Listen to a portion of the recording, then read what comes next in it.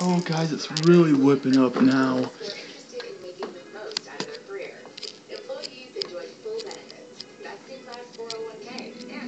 Mm-hmm. 12:33 in the afternoon.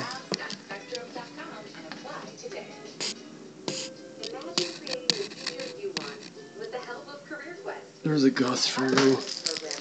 Whew. Okay, here's the timeline of the date. We knew that this was going to happen. We got warned about this Thursday that this would happen. 50 to 60 mile per hour wind gusts. Yesterday we were preparing. Now today, here comes another wind gust. I woke up at 7 a.m. It was calm. It was calm. Here comes one right now. Ooh, here's a big one. Holy shit.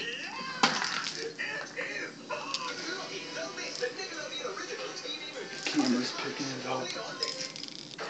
Oh yeah, here it comes. Anyways,